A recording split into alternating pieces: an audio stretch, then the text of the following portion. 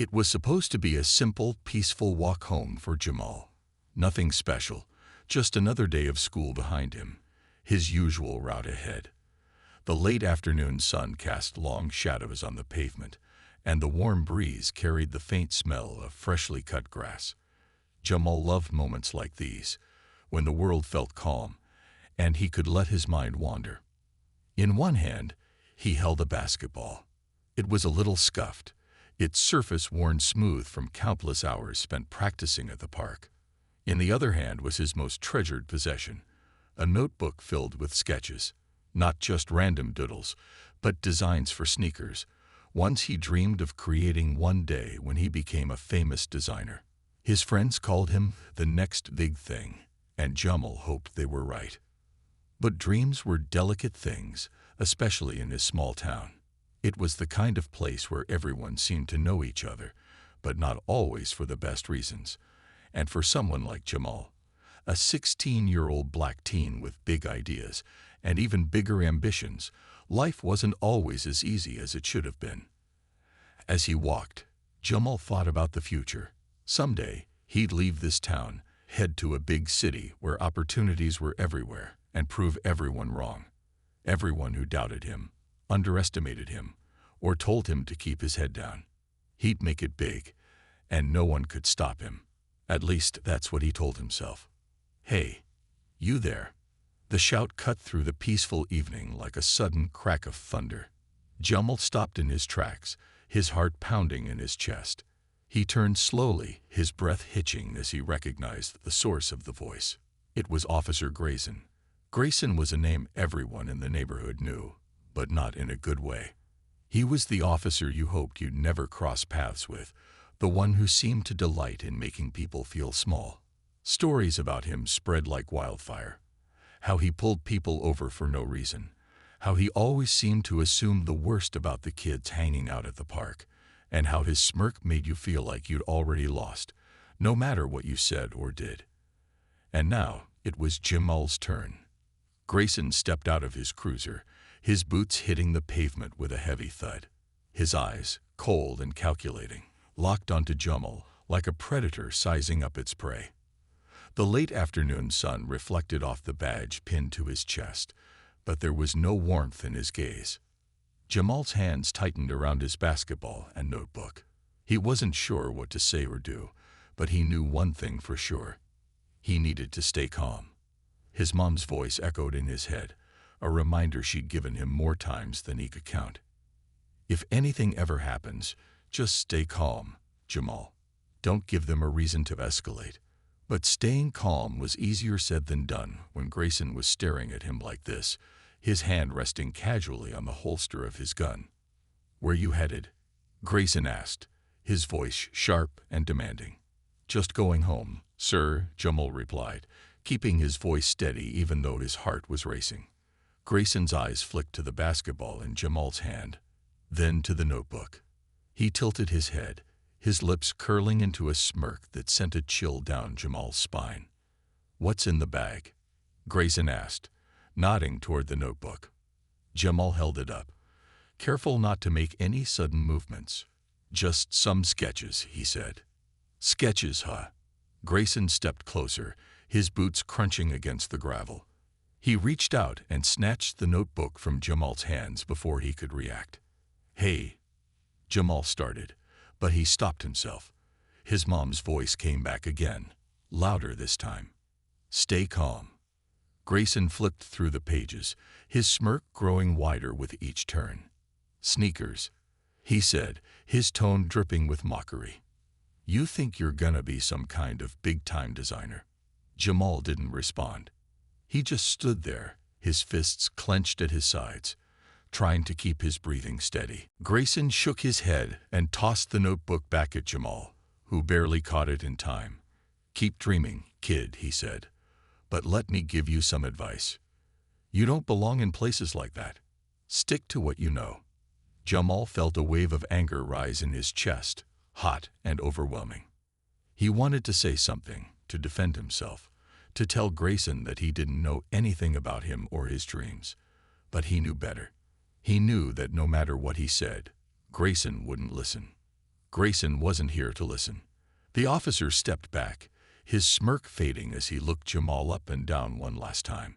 "Stay out of trouble," he said, his voice low and full of warning. Then he turned and walked back to his cruiser, slamming the door shut behind him. Jamal stood there for a moment, his hands still shaking, his chest tight with frustration and fear. He watched as the cruiser pulled away, its taillights glowing red in the distance. When it was finally gone, Jamal let out a long breath he didn't realize he'd been holding. He clutched his notebook tightly against his chest, as if trying to protect the dreams inside from the weight of what had just happened. The rest of the walk home felt heavier than usual. The streets he usually loved now seemed cold and unwelcoming. Every shadow felt like a reminder of Grayson's gaze, every sound like the echo of his voice. But even as the fear lingered, something else began to grow inside Jamal. It wasn't just anger, it was resolve. Grayson might have tried to make him feel small, to crush his dreams before they even had a chance to take flight. But Jamal wasn't going to let him win. He clutched his basketball in one hand and his notebook in the other, his grip tighter than ever. This was his life, his future, and his dreams. And no one, not even Officer Grayson, was going to take that away from him. "Where do you think you're going, boy?" Grayson barked, his voice sharp and full of authority. His hand rested on the holster of his gun, a gesture that made Jamal's stomach churn with unease. "Just heading home, sir," Jamal said, forcing his voice to stay steady. He knew showing fear would only make things worse. Still, the knot in his stomach tightened as Grayson took a step closer. The officer's eyes narrowed as he sized up the young teen standing before him. Jamal wasn't doing anything wrong. He knew that. But the way Grayson stared at him made him feel like he had already been judged and found guilty. "What's in the bag? Got anything you shouldn't?" Grayson asked, his tone laced with suspicion. Jamal hesitated for a moment before lifting his notebook slightly so the officer could see it. "Just some sketches," he said, his voice quiet but firm. Grayson didn't seem interested in what Jamal had to say. His gaze lingered on the boy's notebook, but his expression showed no curiosity, only disdain. To him, the notebook was just a prop, a distraction from whatever he believed Jamal was really hiding. Without warning, Grayson reached out and snatched the bag from Jamal's hands. The move was so sudden that Jamal barely had time to react. "Hey," Jamal started, his voice rising in protest. But he caught himself before saying anything more. His mom's words echoed in his mind, a constant reminder in moments like this. "Stay calm. Don't argue. Just get through it." Grayson rifled through the bag, flipping through the pages of Jamal's notebook with a smirk. The sketches of sneakers, Jamal's pride and joy, the product of countless hours of hard work and imagination, meant nothing to the officer. "Huh," Grayson said after a moment. He held up the notebook and waved it in the air as if mocking its contents. "Nothing this time, huh? Lucky you." Jamal felt his fists clench at his sides, his nails digging into his palms. His face burned with anger, but he didn't say anything. He knew better than to talk back. He'd seen what happened to people who did. Grayson dropped the notebook back into the bag carelessly, as if it were trash. He stepped closer to Jamal, towering over him with a smug expression. "You think you're smart, don't you?" Grayson said, his voice low and mocking. "Walking around here like you own the place." Jamal didn't respond. He kept his gaze fixed on the ground, even though every part of him wanted to look up and defend himself. "Got nothing to say, huh?" Grayson continued. "Figures." The officer's smirk widened as he stepped back, giving Jamal a once-over with a look that felt as invasive as a search. To Grayson, Jamal wasn't a person with dreams or ambitions. He was just another kid who didn't belong in his eyes. The silence between them was suffocating, broken only by the distant sounds of cars passing by. Jamal's heart raced as he tried to think of what to do next. He could feel the weight of Grayson's gaze, the tension in the air thick enough to cut with a knife. As the encounter dragged on, Jamal noticed people beginning to slow down as they passed. A few glanced their way, their expressions a mix of concern and hesitation. But no one stopped. No one said anything. The bystander silence only added to Jamal's sense of isolation. He was on his own. Grayson, on the other hand, seemed to revel in the attention. He puffed out his chest, his hand still resting on the holster of his gun, as if daring anyone to intervene. "You better watch yourself," Grayson said, leaning in closer. "Next time, you might not be so lucky." Jamal's jaw tightened, but he didn't respond. He just stood there, gripping his bag tightly, waiting for the moment he could finally walk away. But Grayson wasn't done yet. He stepped back and gestured toward the basketball Jamal was holding. "What's that for?" the officer asked, his tone accusatory. Jamal blinked, caught off guard by the question. "It's just a basketball," he said, his voice steady despite the tension in his chest. "Basketball, huh?" Grayson said, raising an eyebrow. "You think you're gonna make it big? Join the NBA or something?" Jamal didn't answer. He knew there was no point. Grayson wasn't asking because he cared. He was asking because he wanted to put Jamal in his place. The officer shook his head, his smirk returning. "You kids are all the same," he muttered. "Always dreaming about things you'll never have." Jamal felt the words like a punch to the gut. He wanted to argue, to tell Grayson he didn't know anything about him or his dreams. But he stayed quiet, his mom's voice a constant reminder in his mind. "Stay calm." The encounter felt like it lasted an eternity, but in reality, it was only a few minutes. Finally, Grayson seemed to lose interest. He gave Jamal one last look, his smirk fading into a cold, detached expression. "Get out of here," Grayson said, waving him off dismissively. "And stay out of trouble." Jamal didn't need to be told twice. He turned and began walking away, his steps quick but steady. He didn't look back. As he walked, Jamal's mind raced with a mix of emotions. Anger, fear, frustration. They all swirled together, making it hard to think straight. He clutched his bag tightly, as if holding onto it could somehow keep the encounter from unraveling him completely. He replayed the officer's words in his mind, each one cutting deeper than the last. "You kids are all the same. Stick to what you know.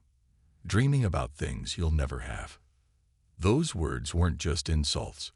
They were attacks on everything Jamal believed in, everything he was working toward. But even as the pain lingered, so did something else. Resolve. Jamal knew he couldn't let Grayson's words define him. He couldn't let one person's hatred or prejudice dictate his future. He had dreams, big dreams, and he wasn't going to let anyone take them away from him. As he turned onto his street, the familiar sight of his house came into view. His mom was sitting on the porch, her face lighting up as she saw him approach. Jamal managed a small smile, but inside, he was still reeling from the encounter. He knew he couldn't tell her what had happened, not yet anyway. He didn't want to worry her. For now, he just wanted to hold onto the things that made him feel whole. His basketball, his notebook, and the dreams they represented. The world might not always see him for who he truly was, but Jamal knew the truth. He was more than the labels people tried to put on him, more than the stereotypes they projected onto him. He was a dreamer, a creator, and a fighter. And no matter what anyone said, he wasn't going to stop. This wasn't the first time Officer Grayson had crossed the line. Jamal had heard the stories. Neighbors, classmates, even his own friends had been stopped, questioned, and humiliated by the officer for no reason. But this time felt different. Maybe it was the way Grayson loomed closer, his smirk wider than usual. Or maybe it was the tension in the air, thick enough to make Jamal's pulse quicken. Either way, something about today told him it wouldn't end like before. The street was busy enough, with cars passing and people strolling by. But no one stopped. Passers-by glanced nervously in Jamal's direction, their unease written plainly on their faces. Some slowed their steps as if considering stepping in, but none did. Their gazes darted between Jamal and Grayson, then quickly away, as though the very act of watching might implicate them. Jamal felt a vibration in his pocket. His phone buzzed, and he instinctively slid his hand into his pocket to retrieve it. The slight movement caught Grayson's attention, his eyes narrowing dangerously. "What's that?" "Phone," Grayson asked, his voice sharp. "Yes, sir," Jamal answered, his tone measured. "Just checking a message." Grayson's hand inched toward his holster. "Don't make any sudden moves," he warned. Jamal froze. His fingers brushed against his phone, and with a deep breath, he slowly drew it out, showing it plainly in the open. "Just a text," he said quietly. Grayson stared at him for a long moment before giving a short nod. "Put it away," he barked. Jamal obeyed, but not before subtly tapping out a quick message. "It's happening again." He sent it to someone Grayson couldn't have imagined. A name that would strike fear into any crooked officer if only they knew. The message was for Danielle Porter, Jamal's aunt. She wasn't just anyone. Danielle had grown up in this very neighborhood, walked these same streets, and experienced the same prejudices that Jamal was facing now. But she'd channeled that pain into something bigger. She'd worked hard, graduated top of her class, and climbed the ranks to become a respected FBI agent. Danielle was known for her unrelenting fight against injustice, especially when it came to protecting those who couldn't protect themselves. For Jamal, Danielle wasn't just family. She was a hero. She had taught him to dream big and to stand tall, even when the world tried to push him down. And today, Jamal needed her more than ever. Grayson, of course, had no idea about the message Jamal had sent. He was too busy enjoying his little power trip. The smirk on his face widened as he stepped even closer, invading Jamal's personal space. "You think you're smart, huh?" Grayson sneered. "Walking around here like you own the place." Jamal's breath caught in his throat. For a moment, fear paralyzed him. But then, something inside him shifted. Maybe it was the weight of all the times he'd been told to stay quiet, or the knowledge that his aunt would soon be on her way. Whatever it was, it gave him the courage to meet Grayson's gaze. "I'm just trying to live," Jamal said, his voice calm but firm. The words hung in the air like a challenge, and for a split second, Grayson faltered. But he quickly recovered, his expression hardening as if Jamal's quiet defiance was an insult he couldn't tolerate. "You think that's enough?" Grayson said, his voice dripping with condescension. "Walking around like you don't have to answer for anything. Like you're above the rules." Jamal wanted to shout back, to tell Grayson he hadn't done anything wrong, but he held his tongue. He had already done what he needed to do. He had called for help. Now he just had to wait. Meanwhile, Danielle was in her office, reviewing case files, when her phone buzzed. She glanced at the screen and saw Jamal's message. Her heart dropped. "It's happening again." She didn't need more details. Danielle knew exactly what the text meant. She had warned Jamal about Grayson after hearing about the officer's reputation, and she told him to call her if he ever felt unsafe. Now, the moment she had dreaded was here. Without hesitation, Danielle grabbed her car keys and badge, her mind already racing. She wasn't just coming as an aunt. She was coming as an FBI agent, someone with the authority to hold people like Grayson accountable. Back on the street, Grayson continued to press Jamal, his questions growing more invasive. "What do you even do all day?" he asked, his tone mocking. "Loiter around. Cause trouble." "I go to school," Jamal replied, keeping his tone even. "School?" Grayson repeated, raising an eyebrow. "What are you studying?" "How to waste time." Jamal clenched his fists at his sides, the anger bubbling just beneath the surface. He wanted to say something, but he knew better. Grayson wasn't looking for answers. He was looking for an excuse. The tension between them grew thicker with each passing second. Jamal could feel his heart pounding in his chest, but he refused to let Grayson see how scared he was. Instead, he focused on the one thought that gave him hope. Danielle was on her way. Grayson, oblivious to the storm brewing, leaned in closer. "You think you're special, don't you?" he said, his voice low and threatening. walking around here like you own the place." Jamal didn't flinch. Instead, he locked eyes with the officer, a flicker of defiance breaking through his fear. "I'm just trying to live," he said again, this time louder, more certain. The words seemed to catch Grayson off guard. For a moment, he stared at Jamal, his smirk faltering. But then, his expression darkened.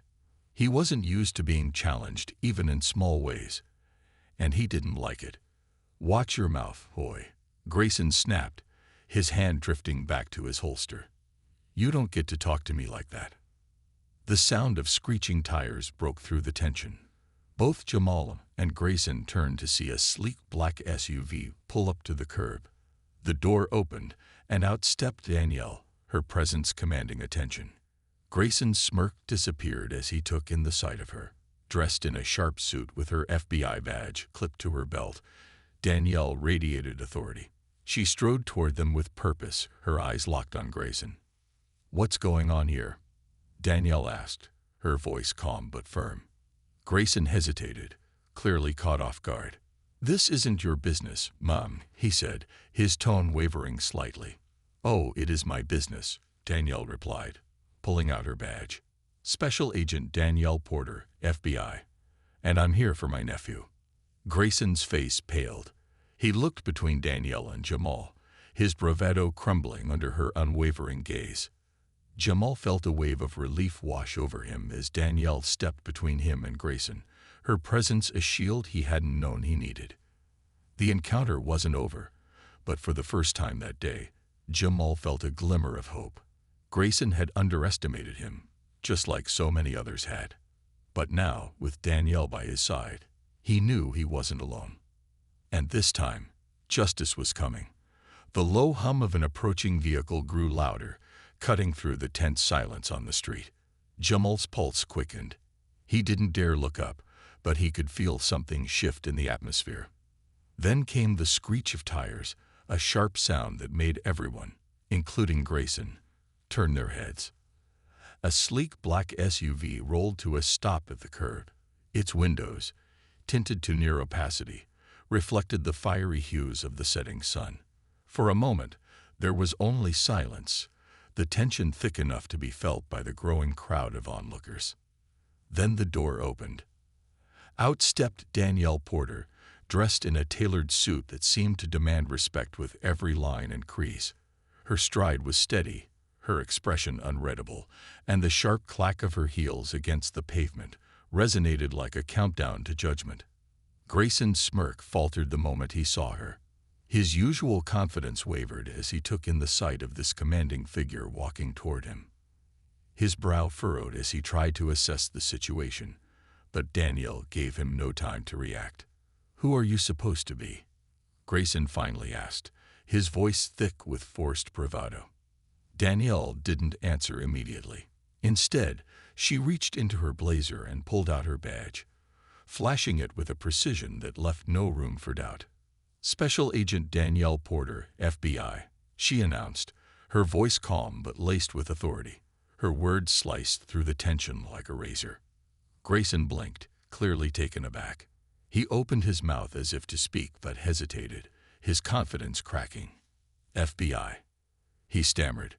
"What's this about?" Danielle's gaze was steely, unflinching. "This is about you, Officer Grayson," she said, taking a step closer. Her tone was measured, each word landing like a hammer. "You are officially done harassing my nephew, or anyone else in this town." The crowd that had been gathering grew larger, murmurs rippling through the small sea of faces.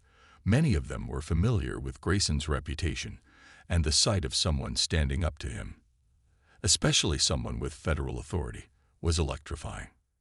Grayson's smirk was gone now, replaced by a nervous twitch in his jaw. He shifted his weight from one foot to the other, his hands fidgeting as though unsure where to place them. I was just doing my job," he stammered, his voice weaker than before. "Your job?" Danielle interrupted, her voice sharp and precise. She stepped even closer, her presence towering despite her smaller stature. "Your job is to protect and serve, not target and terrorize. And let me make one thing clear. Your record of complaints is under federal review as of right now." Grayson's face turned pale. His hands, which had rested so confidently on his belt moments ago, were now trembling. The weight of her words seemed to press down on him, stripping away the false authority he had wielded so carelessly. Jamal, still standing just a few feet away, felt his chest tighten, not with fear, but with a growing sense of relief and awe. He watched as his aunt dismantled Grayson's bravado piece by piece. This was the woman who had always told him to stand tall, who had fought her way through countless obstacles to become the voice of justice she was now. The crowd's murmurs grew louder, and several people began recording the scene on their phones. The glow of screens lit up the growing dusk, capturing every second of the confrontation. Danielle turned her gaze briefly to the crowd, her voice rising just enough for everyone to hear. "This is what accountability looks like," she said, her words deliberate. "No one is above the law, not even the people who are supposed to enforce it." Grayson flinched, his face a mask of panic. "Listen," he said, his tone desperate now. "I was just doing my rounds. The kid looked suspicious. I didn't mean anything by it." "Suspicious," Danielle repeated, her voice dripping with disbelief. She gestured toward Jamal, who was still clutching his notebook and basketball. "This is your idea of suspicious. A 16-year-old boy walking home with a notebook and a basketball." Grayson opened his mouth to respond but found no words. His eyes darted around, searching for support, but the faces in the crowd offered none. The community that had long endured his harassment was now watching him face the consequences, and their expressions ranged from quiet satisfaction to outright glee. Danielle wasn't finished. She stepped closer still, her voice lowering but losing none of its edge. "Do you have any idea how many complaints have been filed against you, Officer Grayson? Because I do. I've read every single one of them. Unlawful stops, harassment, abuse of authority. And let me tell you, your record paints a very clear picture." Grayson's face was slick with sweat now, his confidence eroding with each passing second. He tried to maintain his composure, but the cracks were showing. I didn't." "You didn't what?" Danielle cut him off. "You didn't think anyone would notice. Didn't think anyone would care. Well, guess what? We notice. We care, and we will hold you accountable." Her words hung in the air like a thunderclap, followed by a silence so heavy it was almost deafening. Jamal felt a surge of pride swell in his chest. For so long he had felt powerless in moments like this, reduced to silence by fear and frustration. But now, watching his aunt stand up to Grayson with unshakable confidence, he realized he wasn't alone. The crowd began to shift, their murmurs growing into words of encouragement and support. Someone shouted, "It's about time." Another voice called out, "We've had enough of him." Grayson looked around, his panic deepening as he realized the tide had turned against him.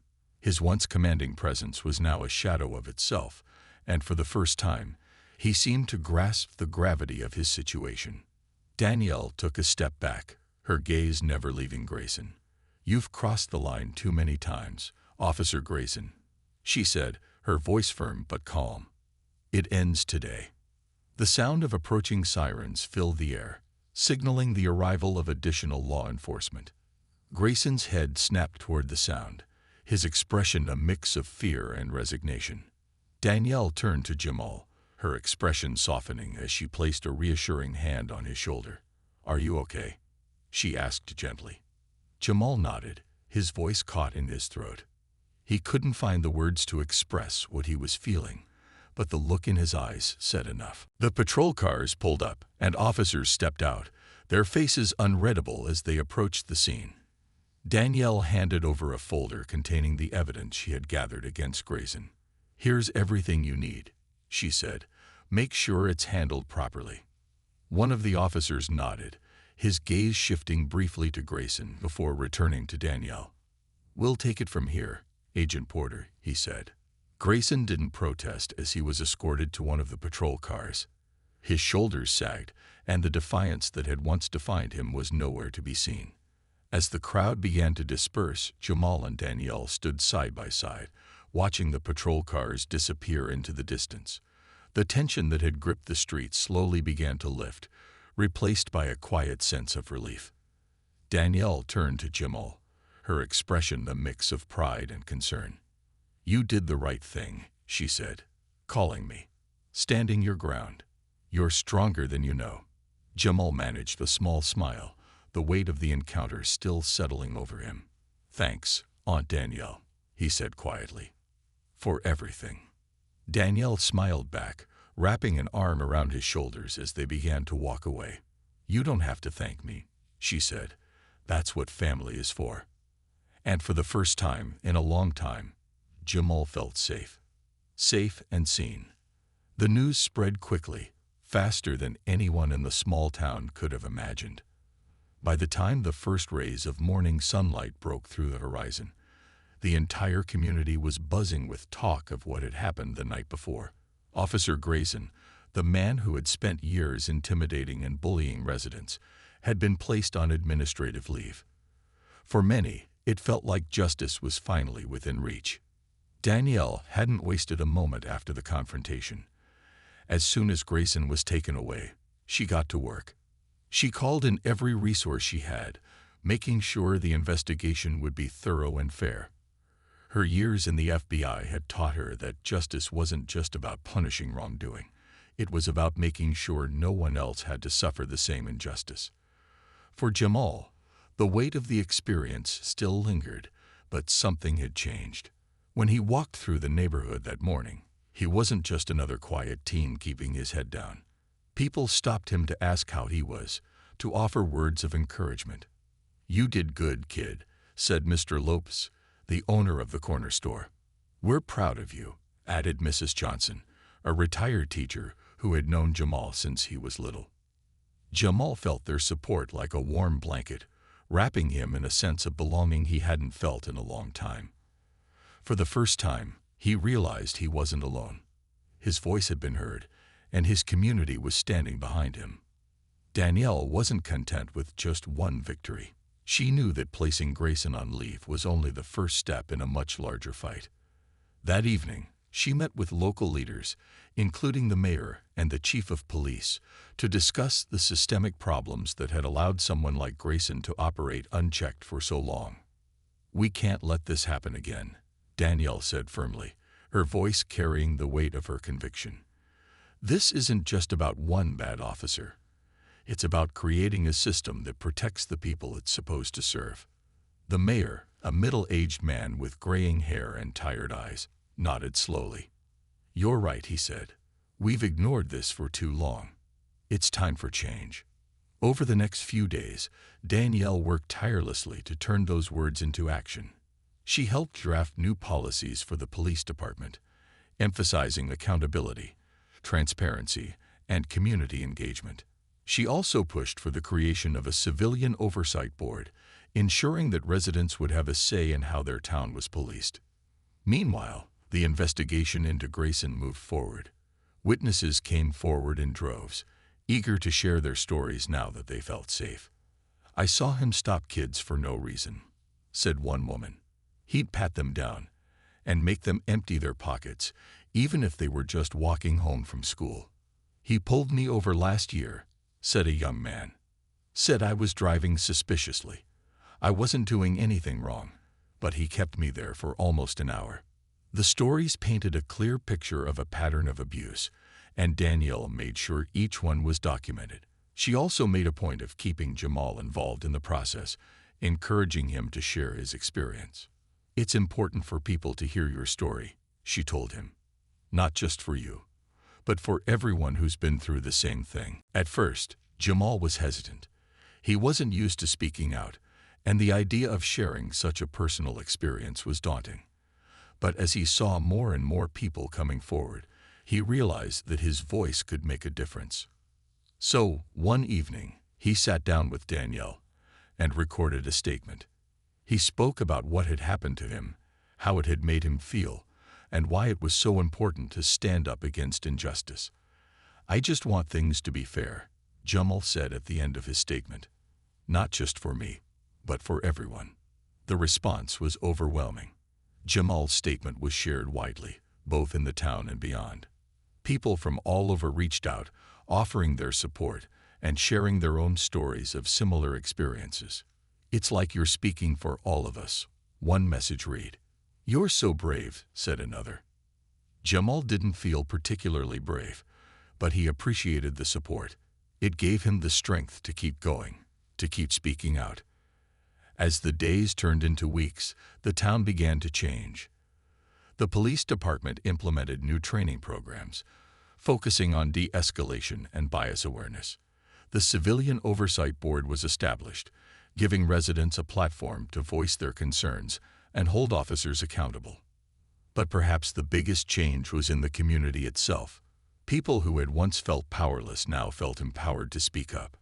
They organized meetings, shared their experiences, and worked together to create a safer, more inclusive town. For Jamal, the changes were deeply personal.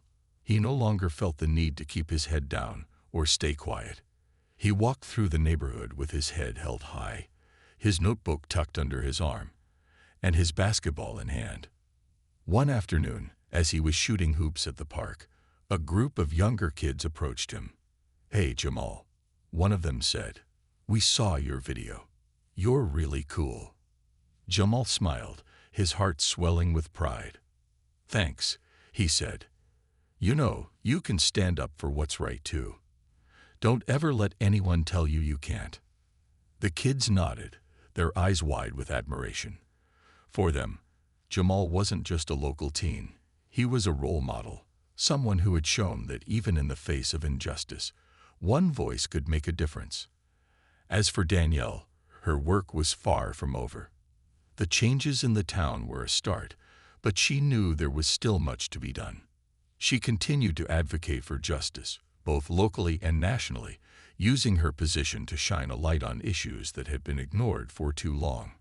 But no matter how busy she was, Danielle always made time for Jamal. She reminded him of how proud she was, not just for what he had done, but for who he was. "You're going to do great things," she told him one evening as they sat on the porch together. "I can feel it." Jamal smiled, the words filling him with a sense of purpose. He didn't know exactly what the future held, but he knew one thing for sure. He was ready for it. The town continued to heal, step by step. It wasn't perfect. Change rarely is, but it was moving in the right direction. And for the first time in a long time, the people felt hopeful. Jamal's story became a symbol of that hope, a reminder that even in the face of adversity, justice was possible. And as he walked through the streets of his neighborhood, his notebook filled with new designs and his dreams brighter than ever, he knew that he had found his voice, and he wasn't afraid to use it. The night air was cool and calming as Jamal walked home, the events of the day still replaying in his mind. The streets were quieter now, the chaos of earlier having given way to a peaceful stillness. Overhead, the stars shone brighter than they had in a long time, or maybe it just felt that way. Jamal looked up at them, their brilliance stretching across the dark sky like tiny beacons of hope. For a moment, he stopped walking and stood still, letting himself breathe deeply. He clutched his notebook against his chest, the familiar weight of it grounding him. This notebook was more than just paper and sketches. It held his dreams, his ideas, his ambitions for a better future. It was a part of him, and today, it had stayed with him through one of the hardest moments of his life. Jamal thought back to how the day had started. Ordinary, routine, nothing out of the ordinary. He had walked the same streets, carried the same notebook, held the same basketball. But by the end of the day, everything felt different. He had faced fear, humiliation, and anger. He had been made to feel small by someone who was supposed to protect him. But he had also found strength he didn't know he had. He had stood tall, even when it was hard.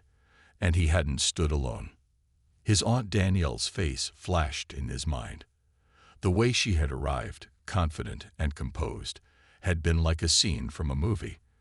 But it wasn't just about how she looked or the authority she carried.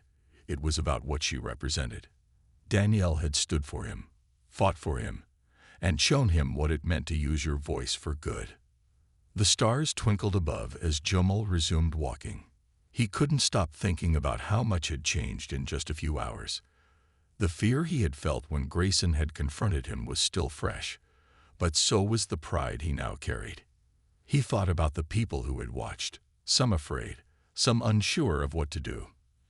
And then he thought about how those same people had cheered when Danielle stepped in. The crowd had grown, and with it, a shared sense of empowerment. Jamal realized that moments like these weren't just about one person. They were about everyone finding the courage to act, to speak, to stand together. As Jamal walked past familiar houses and storefronts, he noticed things he hadn't before. The glow of porch lights, the laughter of children playing a late-night game of tag, the hum of distant music coming from an open window. It was all so ordinary, yet tonight, it felt extraordinary. He felt connected to it in a way he hadn't before, as if the streets, the lights, the sounds, all of it, were part of something bigger. For so long, he had felt invisible. He had kept his head down, stayed quiet, and avoided drawing attention to himself. But today had shown him something important. Even the smallest voice could be heard if it found the right moment to speak. Jamal clutched his notebook tighter as he turned onto his street. His house was just ahead, the warm light from the porch spilling out into the night. He could see his mom sitting on the steps, her hands folded in her lap as she waited for him. Her face lit up when she saw him, and Jamal felt a wave of relief and gratitude. She had always been his rock, the one who taught him to stay calm, to be patient, to believe in himself. And tonight, he felt like he had finally lived up to her lessons. "Hey, sweetheart," she said as he approached. "You okay?" Jamal nodded, a small smile tugging at his lips. "Yeah, Mom," he said. "I'm okay." She reached out and pulled him into a hug, holding him close. For a moment, they didn't say anything. The embrace said it all. Later that night, Jamal sat at his desk, his notebook open in front of him. The pages were filled with sketches, some rough, some detailed, all of them pieces of his dream. He picked up his pencil and began to draw, his hand moving almost on its own.